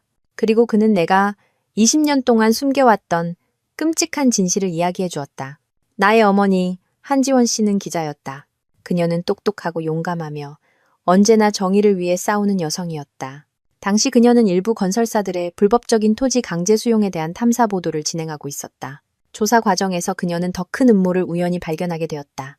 당시에는 작은 하청업체에 불과했던 장명환과 송기택이 결탁하여 조폭들을 동원해 주민들을 협박하고 헐값의 땅을 사들였다. 심지어 그들은 끝까지 버티던 한 가족을 입막음을 위해 잔인하게 살해하기까지 했다. 어머니는 위험을 무릅쓰고 그들의 범죄 증거를 몰래 모두 촬영했다. 사진, 녹음 파일, 문서까지. 그녀는 모든 것을 신문에 폭로할 계획이었다. 그날 네 엄마가 나한테 전화를 했다. 그놈들의 가면을 벗길 증거를 모두 확보했다고. 아버지의 목소리가 흔들렸다. 내가 네 엄마를 보호하기 위해 만나러 가고 있었는데 내가 한 발 늦었다. 내가 도착했을 때 내가 본 것은 네 엄마의 차가운 시신뿐이었어. 송기택의 동생 허치열이 이끄는 놈들이 먼저 손을 쓴 거야. 놈들은 현장을 추락사고로 위장했다. 암흑세계의 제왕. 그 남자의 얼굴 위로 눈물이 흘러내렸다. 내가 사람을 시켜 조사해서 모든 진실을 알았지만 그때는 내 힘이 부족했다. 그놈들 뒤에는 아주 큰 세력이 버티고 있었어. 일을 크게 벌리면 너까지 위험해질까봐 두려웠다. 그래서 나는 침묵을 선택하고 조용히 힘을 키우며 복수의 날을 기다렸다. 너를 외가에 맡기고 일부러 멀리했던 것도 네가 이 위험한 세계에 휘말리지 않게 하기 위해서였다. 운명의 장난인지. 네가 하필 그 원수의 집안으로 시집갈 줄은 꿈에도 몰랐다. 진실은 청천벽력과도 같았다. 어머니를 잃은 슬픔, 20년간 묻혀있던 어머니의 원한. 이 모든 것이 내 증오심과 뒤섞여 모든 것을 태워버릴 수 있는 거대한 불길이 되었다. 장씨 집안, 송씨 집안. 나는 이를 갈며 한 글자 한 글자 내뱉었다. 제가 그들에게 모든 죗값을 치르게 할 거예요. 우리 엄마가 겪었던 고통에만 배로 갚아줄 거예요. 이 복수는 이제 더 이상 태민의 배신 때문이 아니었다. 이것은 나의 어머니가 흘린 피의 빚 때문이었다. 나는 그 두 가문을 단 한 사람도 남기지 않고 완전히 파멸시킬 것이다. 심판의 날, 나이판 XET. 어머니의 죽음에 대한 증오심은 나를 완전히 다른 사람으로 만들었다. 그동안 유지하려 애썼던 침착함과 이성은 이제 무서울 정도로 차가운 결단력으로 바뀌었다. 더 이상 고양이 쥐놀이를 하고 싶지 않았다. 나는 번개 같은 일격으로 장씨와 송씨 두 가문이 재기불능 상태가 되어 이 세상에서 영원히 사라지기를 원했다. 나는 지안을 찾아가 두 그룹 간의 사업관계 조사를 서둘러 달라고 요청했다. 그가 가져온 결과는 내 기대를 훨씬 뛰어넘었다. 단순한 이권계약이 아니라 거대한 불법 사업 네트워크 그 자체였다. 송기택 회장이 운영하는 송우건설은 건설 자재를 공급하는 회사였지만 이익을 극대화하기 위해 불량 자재를 사용하고 공사비를 빼돌렸다. 그리고 장명그룹은 그들의 가장 큰 고객으로 이 모든 불량 자재를 자신들의 부동산 프로젝트에 사용하며 뒤를 봐주었다. 그들은 수천 명의 목숨과 안전을 담보로 화려한 고층 빌딩을 함께 지어 올린 것이다. 바로 이거예요. 나는 불량 자재에 대한 상세한 보고서를 손가락으로 가리키며 지안에게 말했다. 이 모든 정보를 장씨 집안의 경쟁 언론사에 넘겨주세요. 자재 샘플과 시험 성적서까지 전부요. 내일 아침 모든 신문 일면이 장명그룹이 지은 모래성 같은 건물 이야기로 도배되게 하고 싶어요. 지안이 언론 플레이를 진행하는 동안 나는 아버지께 전화를 걸었다. 아빠, 부탁드릴 게 있어요. 송씨 집안이 곧 해상을 통해 대규모 밀수품을 들여올 거라는 정보를 입수했어요. 흔적을 남기지 않고 세관에 제보할 방법이 있을까요? 아버지께서는 수화기 저편에서 낮게 웃으셨다. 딸아, 아빠를 너무 얕보는구나. 이런 사소한 일은 아빠가 나설 필요도 없어. 강철이가 처리할 수 있다. 좋은 소식이나 기다리고 있거라. 아버지의 말씀대로 이틀 후 또 다른 충격적인 뉴스가 터져 나왔다. 세관이 부산항에서 대규모 밀수 조직을 급습하여 전자제품, 고급 양주, 심지어 상아까지 포함된 엄청난 양의 밀수품을 압수했다는 소식이었다. 화물의 주인은 다름 아닌 송우건설 송기택 회장이었다. 그는 즉시 조사를 위해 긴급 체포되었다. 임나리의 스캔들로 이미 휘청이던 송씨 집안은 이제 완전히 무너질 위기에 처했다. 두 개의 족쇄가 단단히 채워졌다. 이제 결정적인 한 방을 날릴 차례였다. 태민과의 이혼으로 얻은 지분과 아버지가 사들인 소액 주식을 합쳐 나는 장명그룹의 주요 주주 중 한 명이 되었다. 나는 즉시 긴급 이사회 소집을 요구했다. 이사회가 열리는 날, 나는 모든 사람의 경악 어린 시선 속에 회의실로 들어섰다. 의장석에 앉은 장명환 회장은 10년은 늙어 보였다. 그 옆에 앉은 태민은 나를 총알이라도 쏠 듯한 눈으로 쳐다봤다. 네가 여긴 어쩐 일이야? 태민이 으르렁거렸다. 나는 그를 상대하지 않고 곧장 빈 의자로가 앉았다. 저는 이 그룹의 주주 자격으로 왔습니다. 나는 명확하고 단호한 목소리로 말했다. 현재의 위기 상황에 대한 해명을 요구하기 위해서요. 나는 회의 테이블 위로 신문 뭉치를 던졌다. 그룹은 불량 건축 자재를 사용해 고객을 기만하고 사람들의 목숨을 경시했습니다. 오랜 사업 파트너는 밀수 혐의로 체포되었고 주가는 바닥을 모르고 추락하고 있습니다. 회장님 그리고 전임 사장님, 이 문제들을 어떻게 해결하실 겁니까? 장명환 회장이 더듬거렸다. 자재 문제는 그저 악의적인 루머일 뿐이요. 조사 중에 있소. 루머라고요? 나는 비웃었다. 그럼 이 시험 성적서들도 가짜라는 말씀이신가요? 나는 지안이 수집한 모든 증거, 즉 두 집안이 공모하여 공사비를 빼돌린 증거들을 대형 스크린에 띄웠다. 이것도 루머입니까? 회의실은 침묵에 휩싸였다. 다른 이사들은 의심과 분노가 가득한 눈으로 장씨 부자를 쳐다봤다. 나는 자리에서 일어나 마지막 일격을 가했다. 현 상황에서 저는 신태민 씨가 더 이상 사장직을 유지할 자격과 능력이 없다고 판단합니다. 이사회에 신태민 씨의 직무를 즉시 정지시켜 조사에 협조하게 하고 투자자들을 안심시킬 것을 제안합니다. 나의 수는 판을 완전히 뒤집었다. 장씨 부자는 경악과 증오가 뒤섞인 눈으로 나를 바라봤다. 그들이 그토록 무시하고 짓밟았던 여자가 이제 자신들 가문의 생사여탈권을 쥐고 있는 사람이 될 줄은 꿈에도 몰랐을 것이다. 이사회는 다수의 찬성으로 끝났다. 신태민은 사장직에서 직무 정지되었다. 장명환 회장은 회장 자리는 유지했지만 그의 권력은 심하게 흔들렸다. 이 소식은 즉시 외부로 퍼져나갔고 이미 비참했던 장명그룹의 주가는 역사상 최저치를 기록하며 끝없이 추락했다. 장명그룹은 파산 직전에 놓였고 장씨 가문은 완전히 몰락했다. 명예의 정점에서 그들은 단 몇 주 만에 더러운 진흙탕으로 떨어졌다. 동시에 송씨 집안의 상황도 나을 게 없었다. 송기택 회장은 밀수와 탈세 혐의로 기소되어 수년간의 징역형을 선고받을 위기에 처했다. 송우건설은 조사를 위해 자산이 동결되고 모든 사업 활동이 중단되었다. 한때 세상을 호령하던 두 가문은 이제 죽음을 기다리는 상처 입은 짐승이 되었다. 나는 막다른 길에 몰린 인간이 가장 미친 짓을 한다는 것을 알고 있었다. 아내 비록 그의 아이는 아니었지만 커리어 명예까지 모든 것을 잃은 태민은 이제 맹목적인 증오심만 남았다. 그는 분명히 모든 일의 배후에 내가 있다는 것을 짐작했을 것이다. 그 후 며칠 동안 나는 위험이 다가오고 있음을 느꼈다. 길에서 나를 따라오는 낯설고 의심스러운 시선들을 종종 마주쳤다. 강철은 항상 내 곁에서 고도의 경계태세를 유지했다. 그는 경호원을 증언하고 내가 외출할 때마다 내 차를 점검했다. 아가씨, 장씨 집안 도련님이 더 이상 참을성이 없는 것 같습니다. 강철이 심각한 얼굴로 말했다. 더 조심하셔야 합니다. 나는 고개를 끄덕였다. 궁지에 몰린 개는 사람을 무는 법이죠. 그가 손을 쓰도록 내버려둬요. 그래야 그를 잡을 명분이 생기니까. 그리고 그날이 왔다. 그날 나는 내 디자인 회사에서 돌아오는 길이었다. 차가 외곽의 한적한 도로를 달리고 있을 때 갑자기 낡은 트럭 한 대가 어디선가 나타나 우리 차 앞을 막아섰다. 동시에 다른 승용차 한 대가 뒤에서 바싹 붙어 우리 차를 멈추게 했다. 두 차의 문이 열리고 쇠파이프와 강목을 든 험상궂은 남자 10여 명이 내려 우리 차를 포위했다. 내려! 얼굴에 흉터가 있는 두목으로 보이는 남자가 쇠파이프로 차 유리를 세게 두드렸다. 우리 사장님이 너 좀 보자신다. 운전석에 앉은 강철은 표정 변화 하나 없었다. 그는 나를 돌아보며 침착하게 말했다. 아가씨, 차 안에 가만히 계십시오. 그렇게 말하고 그는 대시보드 위에 비밀 버튼을 눌렀다. 차문 4개가 즉시 잠기고 방탄 유리로 된 차창은 안을 볼 수 없도록 짙은 검은색으로 변했다. 밖의 건달들은 그것을 보고 격분했다. 그들은 미친 듯이 쇠파이프로 차를 내리쳤지만 이 차는 아버지가 특별히 개조한 차량이었다. 그들의 공격은 그저 간지럽힐 뿐이었다. 강철은 스마트폰을 꺼내 번호를 눌렀다. 회장님, 예상대로 놈들이 움직였습니다. 외곽순환도로입니다. 어떻게 처리할까요? 수화기 저편에서 아버지가 뭐라고 말씀하시는지 들리지 않았지만 강철은 알겠습니다. 라고 대답하고 전화를 끊었다. 바로 그때 도로 양쪽 끝에서 여러 대의 검은색 SUV가 갑자기 나타나 무서운 속도로 돌진해왔다. 그들은 순식간에 포위망을 형성하여 건달들과 그들의 차를 중앙에 가두었다.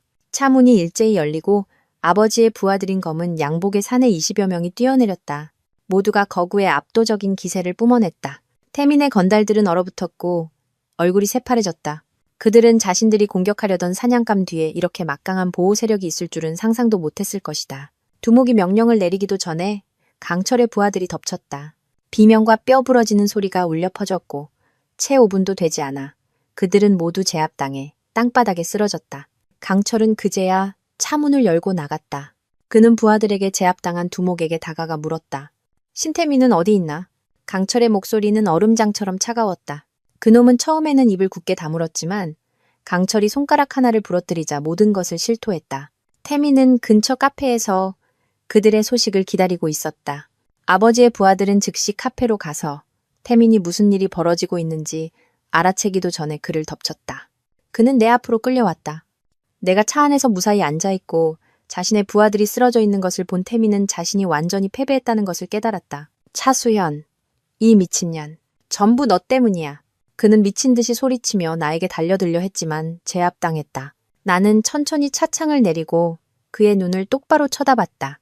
맞아, 나야. 이건 네가 배신의 대가로, 나한테 저지른 짓의 대가로 치러야 할 몫이야.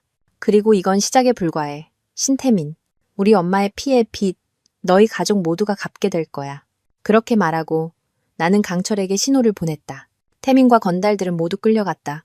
이 습격 사건은 나에게 태민을 상해 교사 및 재물 손괴 혐의로 감옥에 보낼 완벽한 명분을 주었다. 미친 개는 스스로 올가미에 머리를 들이민 것이다. 이 체스 게임은 이제 곧 끝날 것이다. 만만빠. bữa tiệc cuối cùng. 외곽순환도로에서의 습격 사건은 아버지의 부하들에 의해 깔끔하게 처리되었다. 건달들은 죽지 않을 만큼 맞고 길거리에 버려졌다. 하지만 태미는 경찰에 넘겨지지 않았다. 아버지는 그 같은 미친 개는 법으로 처리하기엔 너무 가볍다고 말씀하셨다. 아버지는 태민을 풀어주되 만약 다시 내 머리카락 한 올이라도 건드리면 장씨 집안 누구도 다시는 햇빛을 보지 못할 것이라는 것을 펄언 경고를 덧붙였다. 풀려난 태민은 극심한 공포와 굴욕 속에서 살았다. 그는 더 이상 모습을 드러내지 않고 마치 감금된 짐승처럼 집안에만 틀어박혀 있었다. 그의 광기는 이제 무력감으로 변했고 이는 그를 감옥에 가는 것보다 더 고통스럽게 만들었다. 나는 그를 내버려 두었다.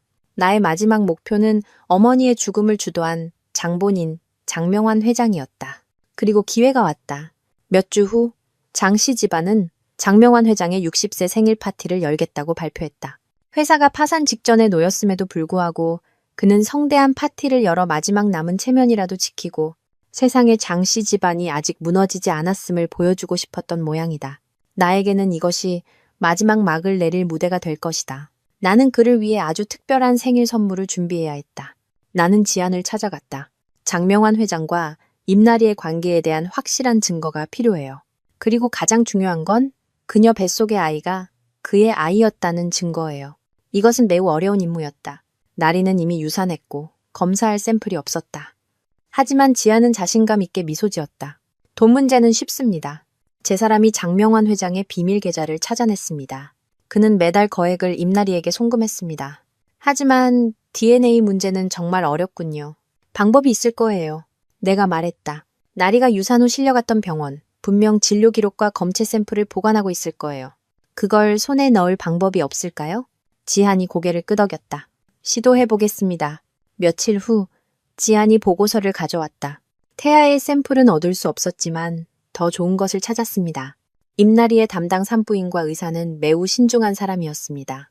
임신 중에 비침습적 산전기형아 검사를 했는데 산모의 피를 뽑아 태아의 DNA를 분석하는 방식입니다.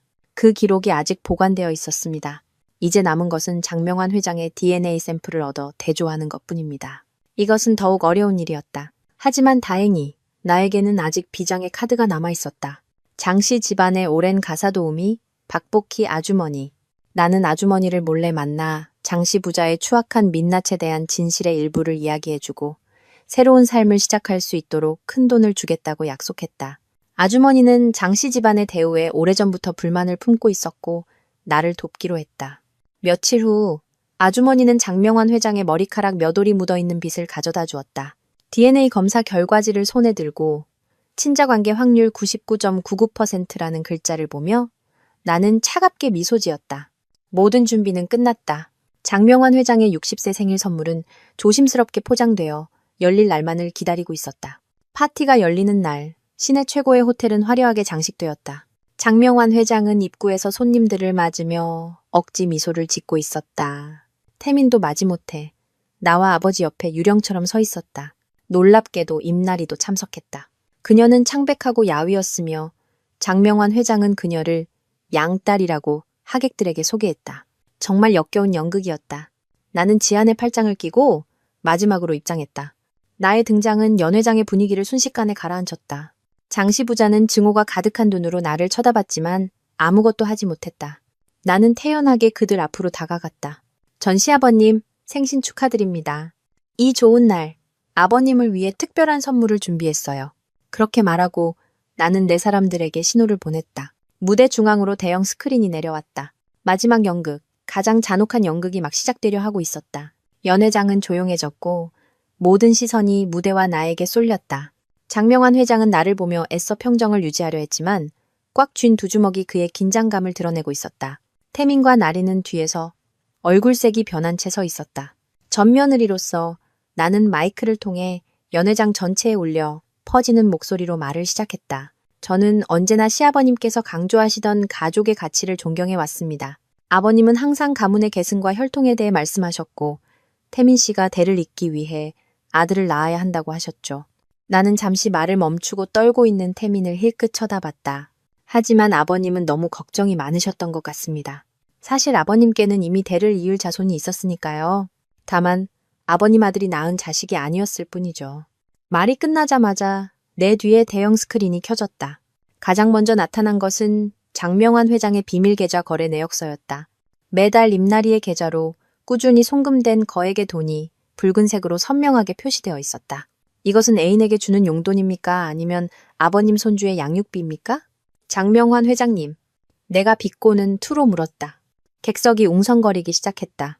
장명환 회장이 더듬거렸다. 네, 네가 무슨 헛소리를. 그건 내가 그 아이 사업하라고 빌려준 돈이다. 사업 자금이라고요? 나는 크게 웃었다. 그럼 이 은혜로운 빚이 얼마나 깊은지 한번 보시죠. 화면이 바뀌었다. 이번에는 최대한 확대한 DNA 검사 결과지였다. 장명환과 임나리의 태아 친자관계 확률 99.99%라는 글자가 선명하게 나타났다. 쿵 하는 소리와 함께 연 회장은 폭발하는 듯 했다. 사람들은 자신의 눈을 믿을 수 없었다. 시아버지와 예비 며느리 사이에 역겨운 근친상간 관계가 적나라하게 드러난 것이다. 장명환 회장의 아내 유지선 여사는 비명을 지르며 그 자리에서 실신했다. 하지만 내 선물은 아직 끝나지 않았다. 여러분, 나는 아래의 혼란에도 아랑곳하지 않고 말을 이었다. 이 부정한 관계가 장명환 회장의 유일한 죄는 아닙니다. 그의 가장 큰 죄는 살인입니다. 화면이 다시 한번 바뀌었다. 이번에는 낡고 빛바랬지만 충분히 알아볼 수 있는 옛날 사진들이었다. 20년 전 우리 어머니가 수집했던 증거들이었다. 장명환 회장, 송기택 회장, 그리고 허치열이 조폭들을 지휘하여 집을 부수고 심지어 시체를 묻는 장면까지 담겨 있었다. 이어서 늙은 조폭의 진술서가 나타났다. 그가 어떻게 허치열에게 고용되어 우리 어머니의 시신을 처리했는지 상세히 기록되어 있었다. 20년 전 저의 어머니, 한지원 기자는 당신과 송기택 회장의 불법 행위를 조사하다가 당신들에게 잔인하게 살해당하고 사고로 위장되었습니다. 이 피의 빚, 오늘 제가 받으러 왔습니다. 내 목소리는 사형 선고처럼 단호하게 울려 퍼졌다. 장명환 회장은 완전히 무너졌다. 그는 뒷걸음질 치다 무대 위에서 넘어졌다. 모든 것이 끝났다. 하지만 가장 광적으로 반응한 사람은 태민이었다. 그는 마침내 모든 것을 깨달았다. 그는 나에게 속았을 뿐만 아니라 자신의 친아버지와 애인에게 가장 고통스러운 방식으로 배신당한 것이다. 그는 아버지의 아이를 자신의 아이인 줄 알고 키우려 했던 것이다. 영감, 이 짐승만도 못한 새끼. 태민은 상처 입은 짐승처럼 울부짖으며 무대 위에서 자신의 아버지를 미친 듯이 때리기 시작했다. 왜 나한테 이랬어? 왜? 생일 파티는 더없이 비참한 비극으로 변했다. 하객들은 공포에 질려 도망쳤고 기자들은 가장 값비싼 장면을 담기 위해 벌떼처럼 무대로 몰려들었다. 나는 혼란의 중심에 서 있었다. 마음은 이상할 정도로 평온했다.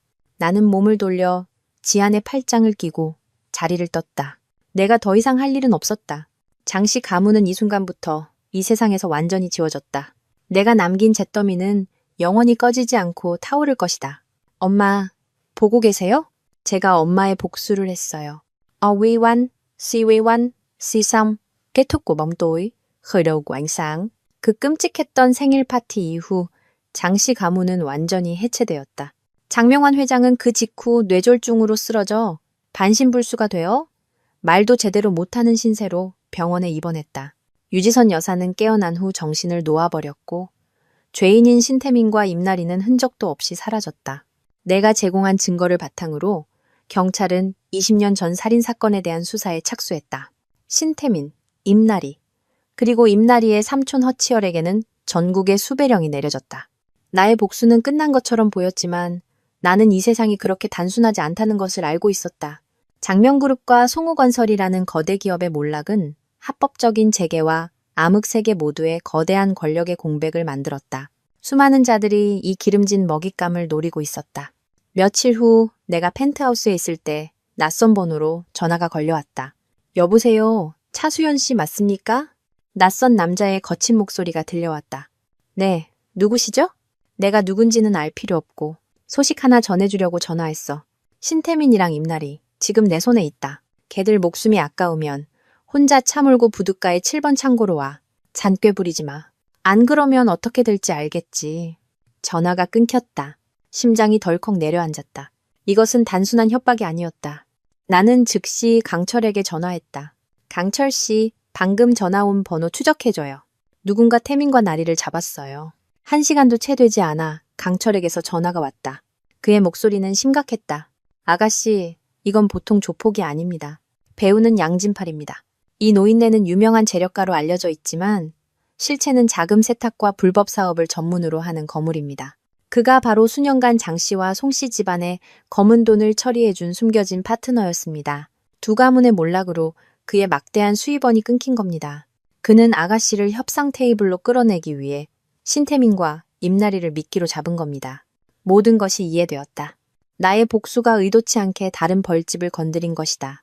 양진팔은 내가 불법 사업을 계속 이어가거나 막대한 손실보상금을 지불하도록 압박하려는 것이다. 강철 씨, 아버지께 전해요. 제가 가겠다고. 나는 단호하게 말했다. 안 됩니다. 아가씨, 양진팔은요 교활하고 잔인한 놈입니다. 걱정 말아요. 당하러 가는 게 아니니까. 나는 차갑게 미소 지었다. 병력을 동원해서 부두 전체를 비밀리에 포위해요. 그리고 지한 씨에게도 연락해주세요. 양진팔 회장에게 줄 선물이 있거든요. 그가 저와 체스를 두고 싶어 하니. 제가 체크메이트가 뭔지 똑똑히 보여주죠. 나는 역으로 계략을 이용하기로 결정했다. 양진팔이 신태민과 임나리를 이용해 나를 위협하려 한다면 나는 바로 이 판을 이용해 어둠의 마지막 잔재까지 깨끗이 청소할 것이다. 밤이 깊은 부둣가, 공기는 바닷물의 비린내와 기름 냄새로 가득했다. 나는 약속대로 혼자 차를 몰고 7번 창고로 갔다. 안에는 배가 나오고 머리가 벗겨졌으며 금반지를 잔뜩 낀 50대 남자가 안락의자에 앉아 있었다. 그가 바로 양진팔이었다. 그의 주위에는 험상궂은 부하 수십 명이 서 있었다. 창고 구석에는 신태민과 임나리가 입에 재갈이 물린 채 의자에 묶여 있었다. 그들은 매우 비참해 보였다. 차수연 씨, 생각보다 담이 크군. 양진팔이 탁한 목소리로 말했다. 내가 왜 불렀는지 알겠지. 내 ATM 기계 2대가 갑자기 멈춰서 손해가 막심해. 이제 당신이 그들의 상속인이니 이 빚에 대한 책임은 당신이 져야지. 책임이요? 나는 태연하게 그를 마주했다. 제가 당신을 위해 계속 자금 세탁을 해주길 원하시나요? 아니면 돈을 지불하길 원하시나요? 똑똑한 아가씨로군. 양진팔이 비웃었다. 선택지를 2개 주지.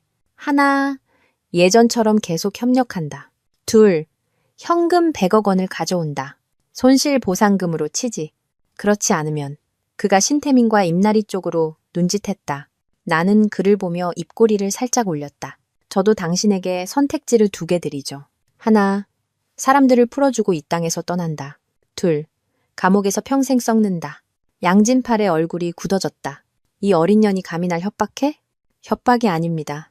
나는 침착하게 말했다. 지금 우리가 여기서 이야기하는 동안 제 파트너인 서지한 씨가 당신이 증권시장에 상장시킨 모든 유령 회사의 주식을 공매도 하고 있습니다.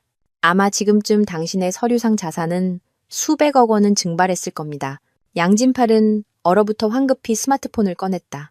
하지만 나는 말을 이었다. 그게 다가 아닙니다. 장씨, 송씨, 지방과의 거래를 포함한 당신의 자금 세탁 네트워크에 대한 모든 증거 자료가 15분 전에 경제범죄수사대의 익명으로 제보되었습니다. 아마 지금쯤 그들이 당신을 모시러 오고 있을 겁니다. 양진팔의 얼굴은 굳은 표정에서 새하얗게 질렸다. 그는 떨리는 손으로 전화를 걸었지만 어떤 통화도 연결되지 않았다. 바로 그때 요란한 사이렌 소리가 울려 퍼졌다. 창고 문이 박차고 열렸다. 하지만 들이닥친 것은 아버지의 부하들이 아니라 완전 무장한 경제범죄수사대와 형사들이었다. 모두 움직이지 마. 무기 버려. 양진팔의 조직원들이 어리둥절하는 사이 강철과 그의 부하들이 비밀 통로로 조용히 나타나 경찰과 협력하여 그들을 모두 제압했다. 이것이 나와 아버지의 계획이었다.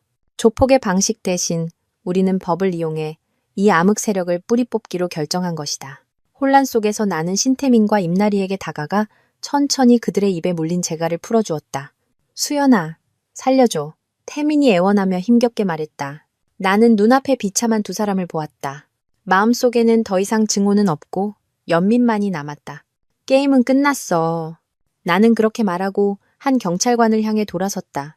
경찰관님, 이 2사람이 수배 중인 신태민과 임나리입니다. 이들이 양진팔과 공모하여 저에게 복수하기 위해 이 납치극을 꾸몄습니다. 제가 증언하겠습니다. 신태민과 임나리는 나를 보았다. 그들의 눈빛은 희망에서 극도의 절망으로 바뀌었다. 그들은 내가 자신들을 구해주기는커녕 죄를 하나 더 씌울 줄은 상상도 못했을 것이다. 경찰이 양진팔, 신태민, 그리고 임나리를 연행해가는 모습을 보며 나는 깊은 안도감을 느꼈다. 이번에야말로 모든 것이 정말 깨끗하게 정리되었다. 신태민, 임나리, 그리고 양진팔의 조직 전체가 체포된 후 질서는 회복되었다. 뛰어난 사업 수완과 아버지의 막강한 재정 지원을 바탕으로 나의 조직은 파산 직전에 장명그룹 지분 전체를 공식적으로 인수했다. 피비린내 나는 전쟁은 마침내 끝이 났다. 내가 공식적으로 회장직에 취임하는 날, 나는 그룹의 이름을 바꾸기로 결정했다. 너무나 많은 죄악과 스캔들로 얼룩진 장명그룹이라는 이름은 지워져야만 했다. 나는 천안, 태난, 그룹이라는 새로운 이름을 선택했다. 천태는 하늘, 안나는 어머니의 이름 한지원, 권지윤에서 따온 것이다. 어머니를 기리고 동시에 권력의 정점에 서더라도 하늘에 부끄럽지 않게, 돌아가신 어머니께 부끄럽지 않게 살아야 한다는 것을 스스로에게 상기시키기 위함이었다. 취임식 날, 나는 정교하게 재단된 하얀색 정장을 입었다. 새로워진 그룹의 모든 임직원 앞에 섰다. 나는 더 이상 과거에 연약하고 순종적인 여자가 아니었다. 내 눈빛은 날카로웠고 목소리는 단호했으며 내뱉는 말 한마디 한마디에는 천근의 무게가 실려 있었다. 나는 거대한 비즈니스 제국의 운명을 손에 쥔 진정한 여왕이 되었다. 회사를 인수한 후 첫 번째 일은 교도소로 가는 것이었다. 식물인간이 된 장명환 회장을 만나러 간 것도, 쇠창살 뒤에서 초췌해진 임나리를 보러 간 것도 아니었다. 모든 비극의 시작이었던 신태민을 만나기 위해서였다. 두꺼운 유리창 너머로 헐렁한 죄수복을 입고 짧게 깎은 머리에 수척한 얼굴을 한 태민을 보았다. 더 이상 증오는 느껴지지 않았다. 그저 그가 불쌍하게 느껴졌다. 왜? 태민이 나를 보며 갈라진 목소리로 물었다. 왜 이렇게까지 한 거야? 우리 서로 사랑했잖아. 사랑? 나는 비웃었다. 당신의 사랑은 거짓이었고 이용이었고 출세를 위해 나를 기꺼이 짓밟는 것이었어. 나의 복수는 처음에는 배신당한 사랑 때문이었지만 그 후에는 우리 엄마의 피해 빚 때문이었어. 당신과 당신 가족은 우리 엄마에게 목숨 빚을 졌어. 나는 그에게 내 출생의 비밀과 20년 전 어머니의 죽음, 그리고 임나리 뱃속 아이의 진실까지 모두 이야기해 주었다. 당신은 배신자일 뿐만 아니라 멍청이였어. 아이가 생겼다고 기뻐했지만 사실은 자기 친아버지의 아이를 키우고 있었다는 것도 몰랐지. 내 말 한마디 한마디가 태민에게 망치처럼 내리꽂혔다. 그는 망연자실하더니 책상 위로 고개를 떨궜다. 그의 어깨가 격렬하게 떨렸다. 완전히 패배한 한 남자의 울음소리가 차가운 면회실에 울려 퍼졌다. 그는 모든 것을 잃었다. 가족, 커리어, 자유, 그리고 마지막 자존심까지. 이것이 바로 내가 그를 위해 준비한 죽는 것보다 못한 결말이었다. 나는 조용히 일어나 자리를 떴다. 며칠 후 임나리의 아버지 송기택 회장이 감옥에서 심장마비로 급사했다는 소식을 들었다. 나는 이것이 아버지의 조치라는 것을 알았다. 아버지는 화근을 남기지 않고 뿌리까지 뽑고 싶어 하셨다. 모든 적들은 처벌받았다. 바다처럼 깊었던 원한은 갚았다. 나는 권력의 정점에 서서 반짝이는 도시의 야경을 내려다보았다. 하지만 마음 한구석이 이상하게 텅 빈 느낌이었다. 나는 이겼지만 기쁘지 않았다. 증오의 소용돌이가 나를 너무 멀리까지 데려왔다. 이제 모든 것이 끝난 지금 나는 앞으로 내 길이 어디로 향할지 알 수 없었다. 내가 명예의 정점에서 방황하고 있을 때 큰 변고가 닥쳤다. 결코 무너지지 않을 산처럼 보였던 나의 아버지, 권일강 회장께서 갑자기 쓰러지셨다. 회의를 주재하던 중 갑작스러운 심장마비가 찾아온 것이다. 그는 위독한 상태로 병원 응급실로 실려갔다. 나는 황급히 병원으로 달려갔다. 온갖 기계에 둘러싸여 침대에 누워 계신 아버지를 보았다. 한때 세상을 호령하던 남자는 이제 너무나 연약해 보였다. 나는 태어나서 처음으로 두려움을 느꼈다. 이 세상에 남은 유일한 가족을 잃을까봐 두려웠다. 아버지가 입원해 있는 동안 나는 그룹의 모든 일을 잠시 접어두고 그의 곁을 지켰다. 어느 날 아버지의 개인 물품을 정리하다가 그가 매우 소중하게 보관해온 낡은 나무 상자 하나를 우연히 발견했다. 그 안에는 세월의 흔적으로 누렇게 변한 일기장이 들어있었다. 어머니의 일기장이었다. 한 장 한 장 넘길 때마다 어머니의 부드러운 필체가 눈앞에 살아나는 듯했다. 어머니는 아버지와의 행복했던 나날, 나에 대한 걱정, 그리고 기자로서의 고뇌를 기록해 두셨다. 마지막 페이지에는 장 씨와 송 씨 집안 사건의 조사 과정을 상세히 기록해 두셨다. 어머니는 사진뿐만 아니라 장명환 회장과 송기택 회장의 대화가 담긴 녹음 테이프까지 숨겨두셨다. 그 안에는 그들이 모든 죄를 자백하는 내용이 담겨 있었다. 어머니는 일기장 마지막에 아무도 상상할 수 없는 곳에 테이프를 숨겨둔 위치를 기록해 두셨다. 이것이야말로 어머니가 적의 숨통을 쥔 후에 살해당했다는 것을 확증하는 가장 확실하고 마지막 증거였다. 눈물이 종이 위로 뚝뚝 떨어졌다. 아버지는 모든 것을 알고 계셨지만 나를 보호하기 위해 침묵을 선택하셨던 것이다. 그가 20년 동안 겪었을 고통과 자책감은 아마 나의 증오심보다 훨씬 컸을 것이다. 의사들이 성공 확률이 50%에 불과하다고 말한 심장 수술을 받기 전날 아버지가 나를 부르셨다.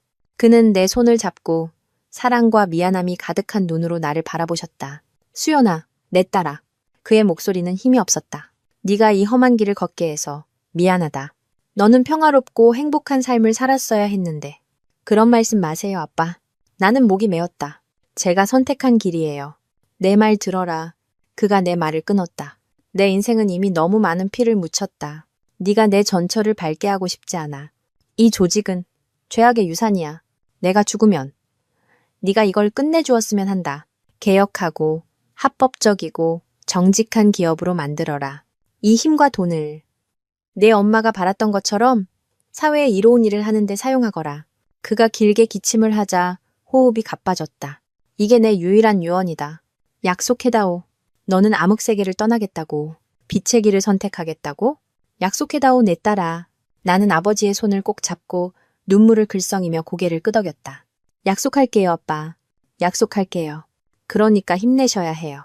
제가 이 약속을 지키는 걸 보시려면 살아계셔야 해요. 아버지의 유언은 내 앞에 흐릿한 길을 비추는 한 줄기 빛과 같았다. 나는 내가 무엇을 해야 할지 알았다. 더 이상 증오의 어둠 속에 잠겨 있을 수 없었다. 나는 새로운 삶, 의미 있는 삶을 살아야 했다. 아버지를 위해, 어머니를 위해, 그리고 나 자신을 위해. 아버지의 수술은 10시간 이상 계속되었다. 수술실 밖에서 기다리는 시간은 내 인생에서 가장 길고 긴장되는 순간이었다. 지아는 항상 내 곁에서 손을 꼭 잡아주며 온기와 힘을 전해주었다. 마침내 수술실 문이 열리고 지친 표정이지만 안도의 미소를 띤 집도이가 걸어 나왔다. 수술은 성공적이었습니다. 나와 지하는 터져나오는 행복을 주체할 수 없었다. 아버지는 고비를 넘기셨다. 이제 내가 약속을 지킬 차례였다. 수십 년간 암흑세계에 깊이 뿌리내린 조직을 개혁하는 것은 간단한 일이 아니었다. 폭력과 불법 활동으로 돈을 버는 데 익숙해진 원로들의 격렬한 반대에 부딪혔다. 나는 조직의 모든 거물급 인사를 소집하여 대규모 회의를 열었다. 온몸에 문신을 하고 험상궂은 얼굴을 한 수십 명의 사람들 앞에 섰지만 나는 조금도 흔들리지 않았다. 삼촌 아저씨들. 나는 침착하지만 위험 있는 목소리로 말을 시작했다. 시대가 변했습니다. 낡은 방식은 더 이상 통하지 않습니다. 오늘 제가 여러분을 모은 이유는 한 가지 결정을 발표하기 위해서입니다. 우리 조직은 해체하고 합법적인 비즈니스 그룹으로 재편될 것입니다. 침묵이 흐르다 이내 반대의 목소리로 폭발했다. 나는 손을 들어 모두를 조용히 시켰다. 무슨 생각하시는지 압니다. 하지만 저는 협상하러 온 것이 아닙니다. 선택지를 드리러 왔습니다. 나는 대형 스크린에 자료를 띄웠다. 첫 번째 선택지. 저의 개혁안을 지지하는 분들은 새로운 그룹에 남아 높은 연봉과 대우를 받으며 당당한 기업인으로 살게 될 것입니다. 두 번째, 은퇴를 원하는 분들께는 남은 여생을 편안하게 사실 수 있도록 두둑한 퇴직금을 드리겠습니다. 그리고 마지막 선택지. 나는 잠시 말을 멈추고 칼날처럼 날카로운 눈빛으로 말했다. 반대하는 분들을 위해 제가 준비한 선물입니다. 스크린에는 수많은 파일이 나타났다. 그것은 이 회의실에 앉아있는 모든 사람들의 범죄 활동에 대한 증거 자료였다. 밀수, 보호비 갈취, 자금 세탁까지. 아버지가 오래전부터 손에 쥐고 있었지만 한 번도 사용하지 않았던 것들이었다. 이 증거들이 경찰에 넘어간다면 아마 여기 계신 모든 분들은 무기징역을 면치 못할 겁니다. 생각할 시간은 24시간 드리겠습니다. 사는 길이냐, 죽는 길이냐는 여러분 스스로 선택하십시오. 나의 선제 공격은 효과가 있었다. 누구도 감히 반대하지 못했다. 단 한 달 만에 나는 강온 양면 전략으로 모든 반대를 잠재웠다. 명동파라는 이름은 공식적으로 사라지고 그 자리에 전문적인 경호, 경비 서비스 및 첨단 보안 솔루션을 제공하는 천안 시큐리티가 탄생했다. 이 어려운 과정 내내 지아는 항상 내 곁을 지키며 현명한 조언을 해주고 가장 든든한 정신적 지주가 되어주었다. 그가 모든 풍파를 이겨낼 수 있도록 도와주었다. 어느 날 저녁 우리가 함께 천안그룹 빌딩 옥상에서 도시의 야경을 내려다보고 있을 때 지안이 갑자기 한쪽 무릎을 꿇었다. 그는 벨벳 상자를 꺼냈고 그 안에는 반짝이는 다이아몬드 반지가 있었다. 수연아, 네가 너무 많은 고통을 겪었다는 거 알아. 그가 진심 어린 목소리로 말했다. 하지만 이제부터는 내가 너에게 행복을 가져다주는 사람이 되고 싶어. 남은 평생 너를 지키고 보호하게 해줘. 나와 결혼해 줄래? 나는 그를 보았다. 행복의 눈물이 뺨을 타고 흘러내렸다. 이 모든 일 끝에 나는 마침내 내 인생의 평온한 안식처를 찾았다. 나는 한치의 망설임도 없이 고개를 끄덕였다. 네, 좋아요. 아버지의 건강은 기적적으로 회복되었다. 내가 그의 유언을 지켜 조직을 성공적으로 개혁하고 지안과 함께 행복을 찾은 것을 보시고 그는 더없이 만족해 하셨다. 가족 모임에서 그는 모든 경영권과 재산을 나에게 물려준다고 공식적으로 선언했다. 그는 남은 인생을 편안하게 살며 과거의 잘못을 갚고 싶다고 말씀하셨다. 천안 시큐리티 출범식은 성대하게 열려 모든 언론과 재계의 주목을 받았다. 회장으로서 연단에 선 나는 감동적인 연설을 했다. 나는 그룹의 발전 방향뿐만 아니라 중요한 결정 하나를 발표했다. 천안그룹은 이익만을 위해 설립된 것이 아닙니다. 하나의 사명을 실현하기 위함입니다. 저의 어머니 한지원 기자는 평생을 정의와 약자를 위해 싸우셨습니다. 그 정신을 이어받아 오늘부터 그룹 연간 수익의 50%를 천안자선재단 설립에 사용수르고도 선언합니다. 이 재단은 어머니의 이름으로 학교와 병원 그리고 고아와 독거노인을 위한 복지시설을 짓는 데 사용될 것입니다.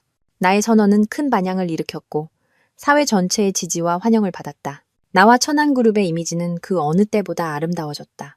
나는 어둠에서 만들어진 힘을 이용해 세상에 빛을 가져왔다. 한 달 후 따뜻하고 낭만적인 결혼식이 해변에서 열렸다. 나는 내가 직접 디자인한 순백의 웨딩드레스를 입고 아버지와 강철, 그리고 가장 가까운 사람들의 축복 속에서 지안과 함께 손을 잡고 식장으로 들어섰다. 결혼식 중에 나는 몸의 변화를 느꼈다. 그 후 나는 지안의 아이를 임신했다는 것을 알게 되었다. 행복은 나에게 온전한 모습으로 찾아왔다. 수년 후 나와 지안의 리더십 아래 천안그룹은 아시아 최고의 기업 중 하나로 성장했다. 천안자선재단은 수백만 명의 어려운 이웃을 도왔다.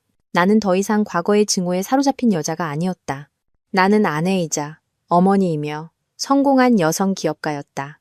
커리어의 정점에서 사랑하는 남자의 손을 잡고 뛰어노는 아이를 보며 나는 영혼의 절대적인 평화를 느꼈다.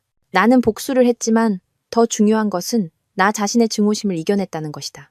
나는 어둠에 반복되는 고리를 끊고 빛과 용서 그리고 사랑의 길을 선택했다. 인생의 폭풍우는 지나갔고 비가 갠 뒤 행복의 무지개가 눈부시게 떠올랐다.